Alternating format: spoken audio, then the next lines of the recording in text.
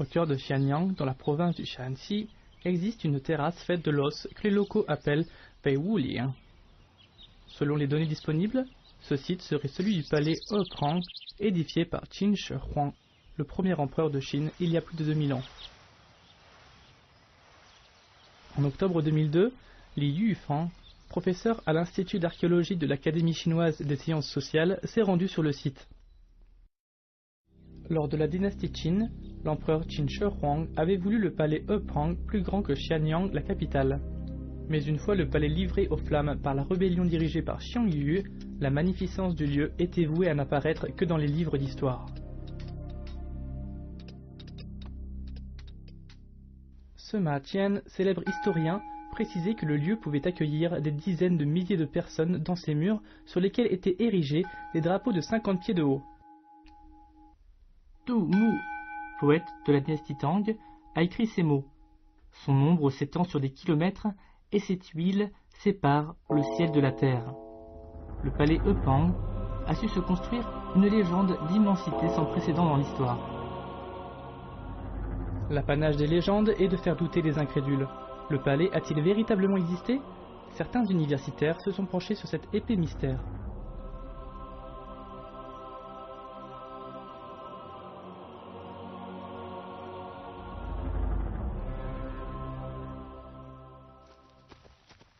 Nous sommes à l'hiver 2002. Li Yufang et son équipe atteignent les terrasses de l'os sur lesquelles aurait été érigé l'édifice. Elle se met immédiatement en quête de traces inéluctablement laissées par l'imposante bâtisse, si toutefois elle a réellement existé.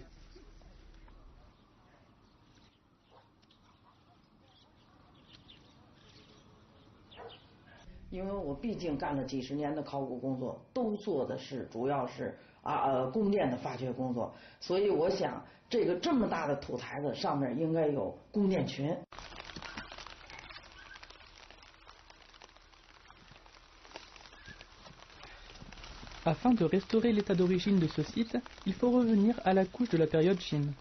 Les membres de l'équipe ont commencé à creuser pour extraire du sol 2000 ans de dépôts de terre.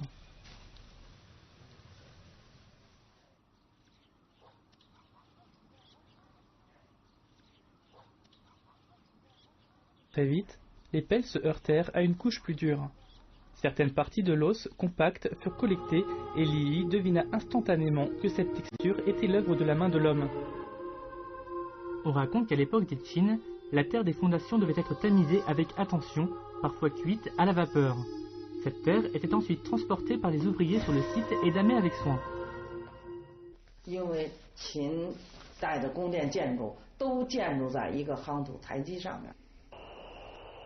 Les anciens de ce village racontent une histoire très populaire.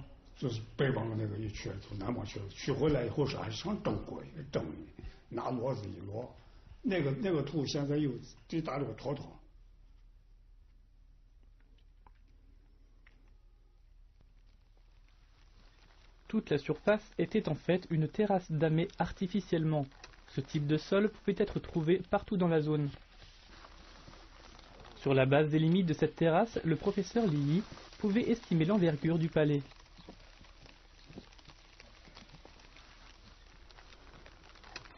Après une étude des échantillons de terre, il était possible de donner une estimation de la taille de la terrasse damée.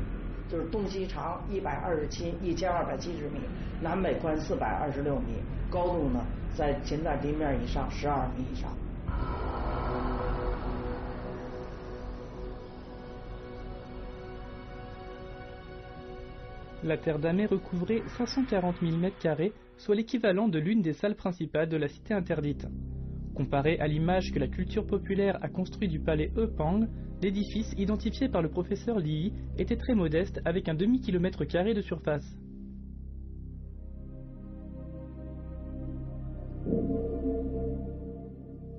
L'ouvrage de Sima Qian, qui s'intitule Mémoire du grand historien, mentionne le fait que la salle à l'avant du palais a été la première construite.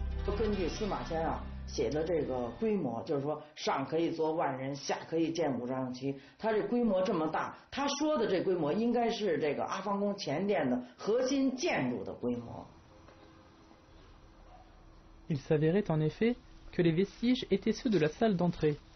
Le sol de cette salle n'était pas naturel. Il était fait de 6,5 millions de mètres carrés de terre jaune, soigneusement tamisée et cuite à la vapeur. Pourrait-on trouver les ruines du palais sous terre?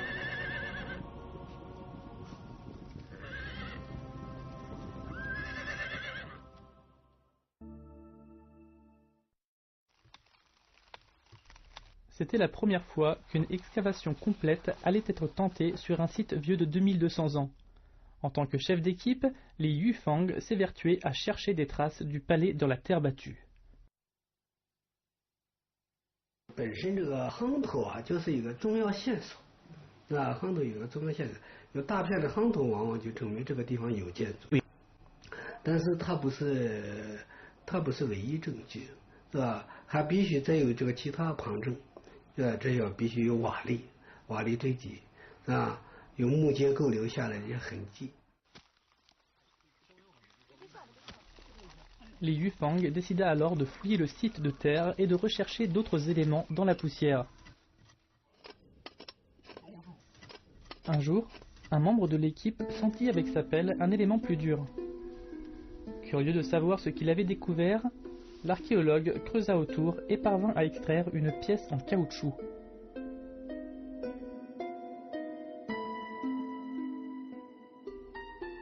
C'est la première pièce sortie de terre depuis le début des travaux il y a 6 mois.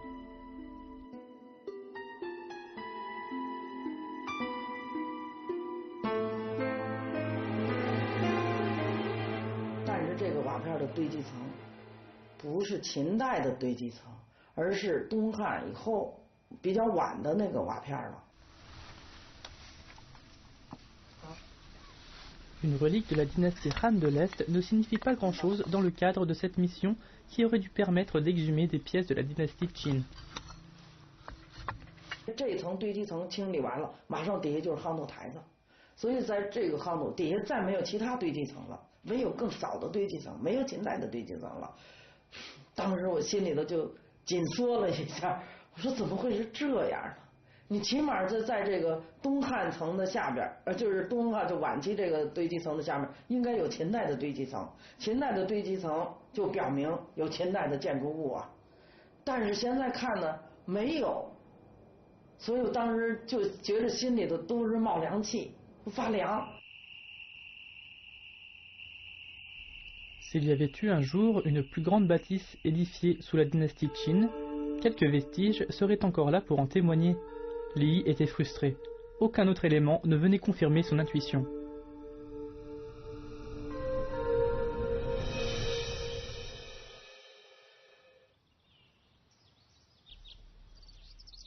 Sur le site des ruines de Xianyang, l'ancienne capitale de l'Empire Qin, Li avait rencontré davantage de succès.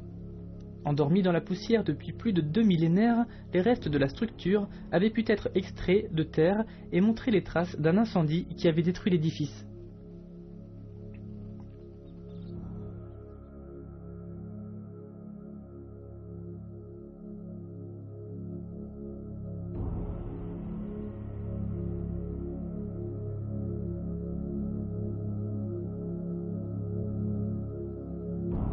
Fait 像1号遗址和3号遗址的时候，在那儿就有大量的红烧土、炼渣、木柱灰图腾出现。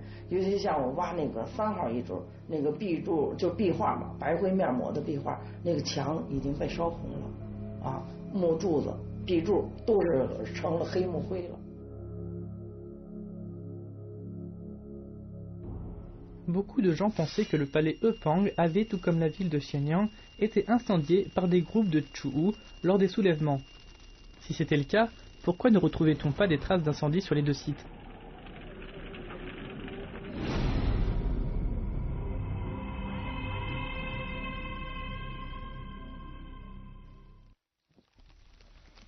Plus de 6 mois ont passé depuis le début des fouilles et aucune relique de la dynastie Qin n'a été identifiée. L'équipe s'interrogeait surtout sur l'absence de traces d'incendie. 没有发现带上来的插图和发掘视觉中发现的那个东西，没有发现一点儿。Li Yi avait passé au peigne fin 540 000 m² de terrasse aussi loin que sa sonde lui permettait. 6 autres mois passèrent et les recherches firent chou blanc, aucune trace de ruines. Xiang Yue, le leader du soulèvement paysan contre l'empereur Qin, n'aurait certainement pas épargné Pang s'il avait décidé de s'en prendre au palais de la cour royale.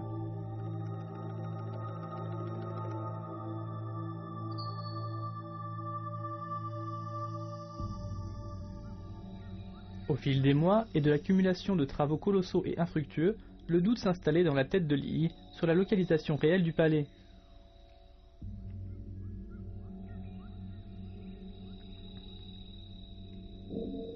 Pourtant, l'emplacement était clairement indiqué dans les mémoires du grand historien.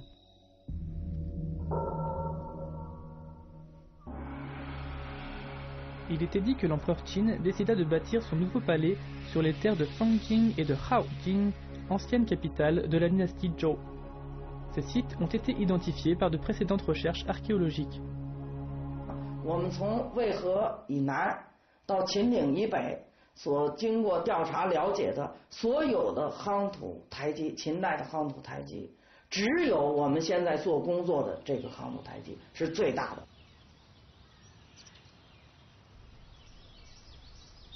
Outre Mémoire du grand historien, Li Yi a parcouru d'autres ouvrages pour identifier la position du palais Pang.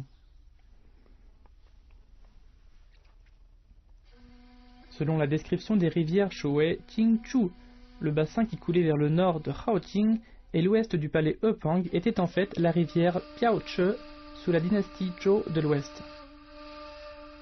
Le fleuve était supposé être à l'ouest du palais et s'écouler à l'est de Haoqing, vers le nord de la ville. Cette information pouvait s'avérer précieuse pour déterminer avec précision l'endroit où le palais Pang aurait été édifié. Il fallait pour cela savoir exactement où s'écoulait la rivière Piaoche.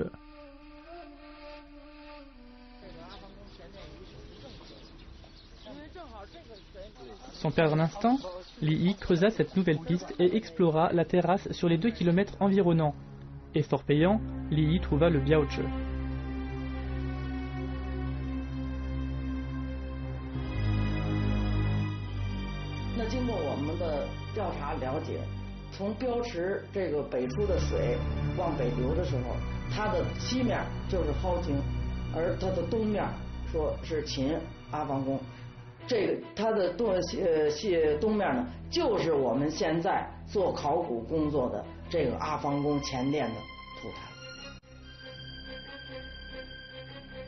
Li Yi en était persuadé.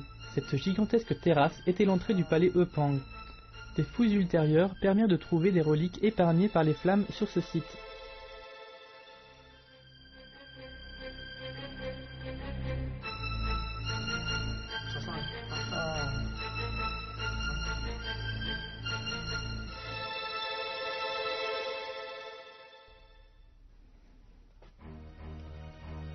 Mais ce jour-là, la pelle de Li Yi se heurta à une partie de terre plus ferme. C'était un mur allant d'est en ouest sur la partie nord de la terrasse. Le mur était plus large en son milieu et plus étroit sur les bords. La plus longue section s'étendait sur 15 mètres de long, alors que les parties les plus étroites ne mesuraient que 6 mètres. Au total, l'édifice s'étendait sur près d'1 kilomètre.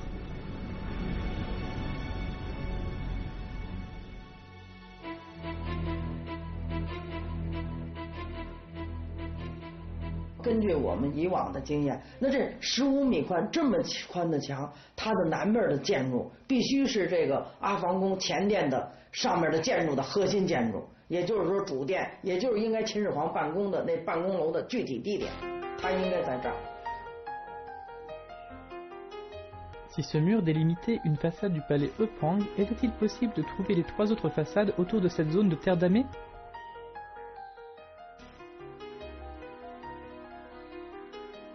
Jusqu'ici, les parties est et ouest de la terrasse étaient enterrées sous le village, et il semblait impossible de faire des fouilles sans en détruire entièrement les habitations.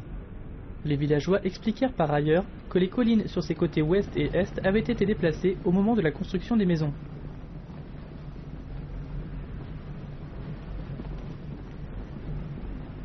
L'étude montrait qu'il y avait des entrées sur 3 côtés de la terrasse. Où étaient donc ces reliques ? Avaient bien été brûlées, il aurait pu y avoir des traces d'incendie. Li Yi décida d'étudier une nouvelle fois le site de Xianyang. Sur place, elle trouva des traces de terre rougie et des débris. Tant qu'aucune preuve similaire n'avait été trouvée sur le site du palais Eupang, comment interpréter les écrits historiques à ce sujet?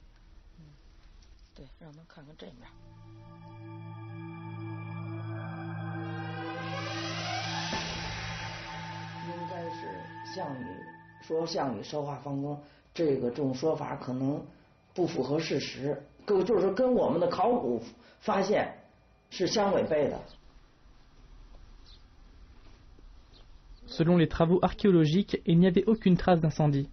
Li Yi avait toutes les raisons de douter du récit fait de cette période de l'histoire.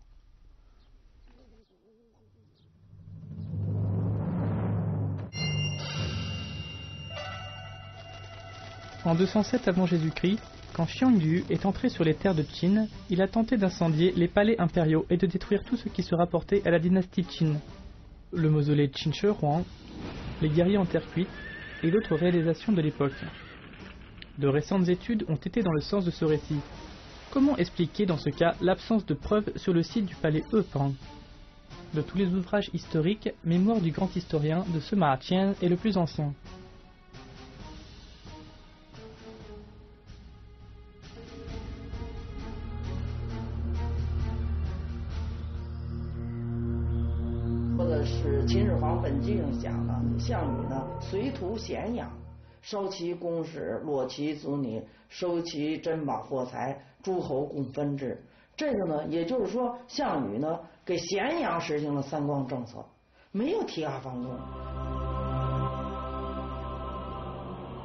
Li trouva un indice important durant sa seconde étude.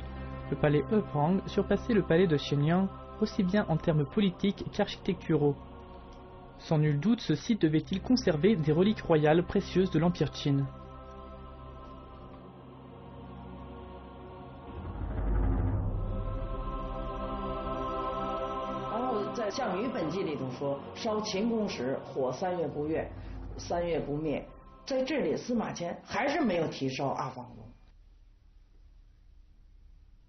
Si le palais avait été brûlé par Xiang Yu, Sima Qian n'aurait pas manqué de le reporter.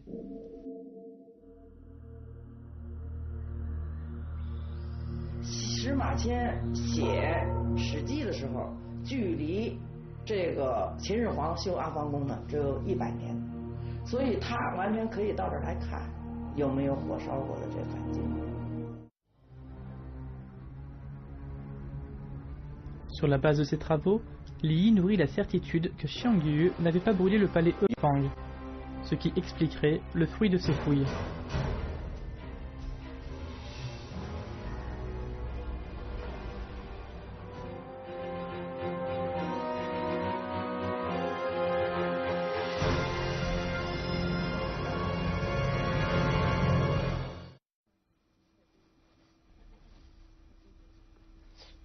La conclusion de Li Yi est très surprenante. Elle en amène d'autres.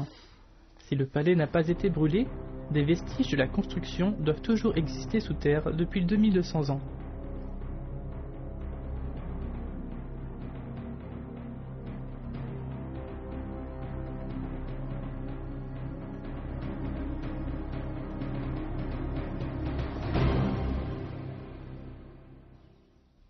Tout comme le palais Xianyang, le palais Eupang était une des constructions de la dynastie Qin. Dans les années 1970, une grande quantité de tuiles avait été trouvée dans des fouilles archéologiques. Ces reliques montraient non seulement la taille du palais, mais prouvaient l'existence du palais de Xianyang.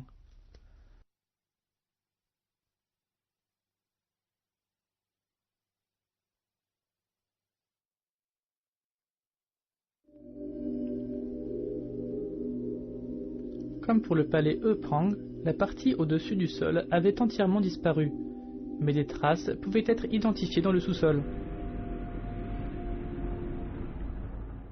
没有秦代的瓦当出土，也没有像一般宫殿建筑必备的壁柱啊、壁柱础石啊、柱础石、明柱础石啊，还有廊道啊、散水啊，还有教靴呀、排水道啊，这些东西等等都没发现。所以我们在这个台子上的密探、视觉和发掘都进行完了以后，任何就是说没有发现宫殿建筑的蛛丝马迹。Même si quelques reliques ont été exhumées, le mur identifié est bien celui de la cour d'entrée du palais Pang. Pourquoi a-t-il échappé à l'incendie? Au cours de nouvelles fouilles, Li trouva les restes de ce qui pourrait être un escalier au nord de la terrasse de terre damée.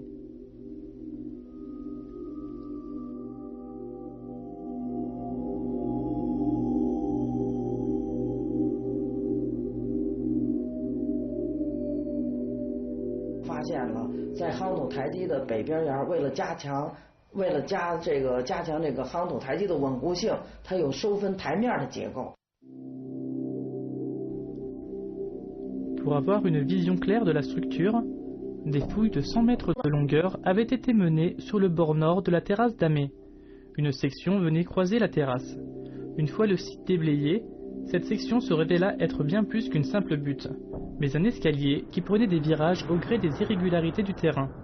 Ensuite, les 3 autres côtés furent sondés.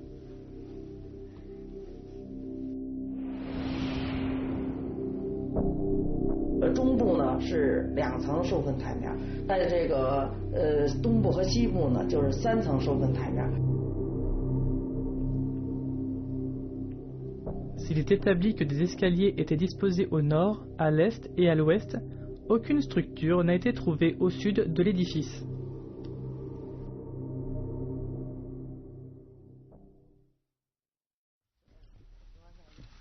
Ces structures, à la géométrie irrégulière, sont l'apanage de l'architecture Qin. Les palais Qin étaient bâtis sur d'importantes quantités de terre damée. Les murs latéraux étaient par conséquent renforcés de cette manière. L'absence de terre damée et le fait qu'il n'y ait pas de structure irrégulière à la porte sud faisaient naître le doute en Li, qui décida d'approfondir encore plus ses recherches.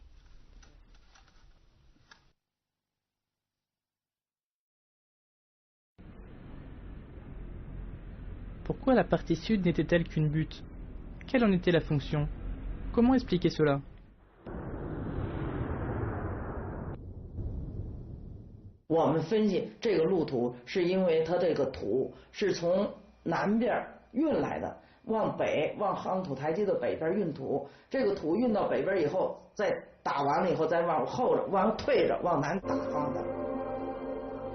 Cette butte inattendue faisait naître de nouvelles questions dans l'esprit de Li.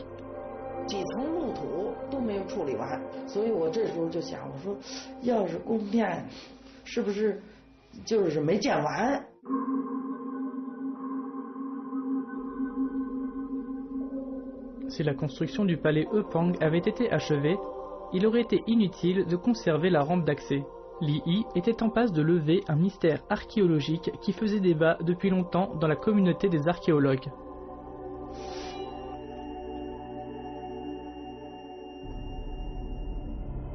Li en déduit que le palais Pang n'avait jamais vu le jour. Jusqu'ici, aucune brique, aucune tuile n'avait été trouvée. Il semblait logique que Sima Qian n'ait pas fait mention d'un incendie qui n'a jamais eu lieu.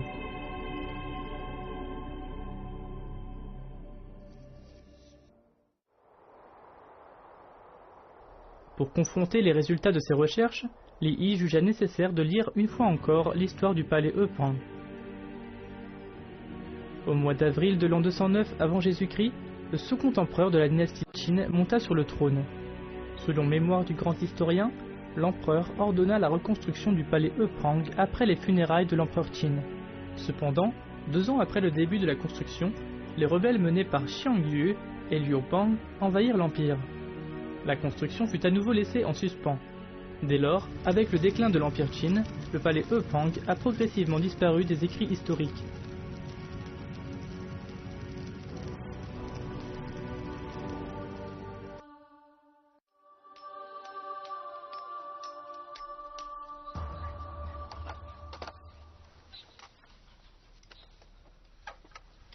Li collecta des échantillons de terre au milieu des fondations par prudence. Aucune particule notable de carbone ne fut décelée par l'étude au microscope, ni même la trace de cellules de plantes. Le test d'échantillons venait donc corroborer les conclusions des fouilles archéologiques.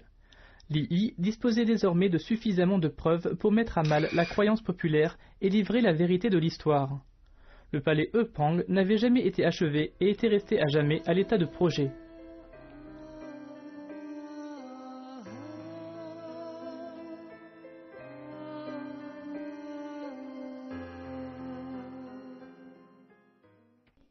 就是说，通过我们真正的科学的发掘、科学的考古工作，得出来的一个结论，就是说，在阿房宫前殿上，除了3面墙以外，没有任何宫殿建筑。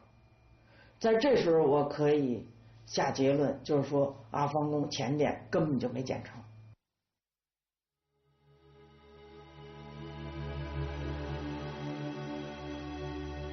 Même si le poème de Du Mu engendre la fascination, le palais Pang n'a jamais été complètement construit et la vérité historique s'impose.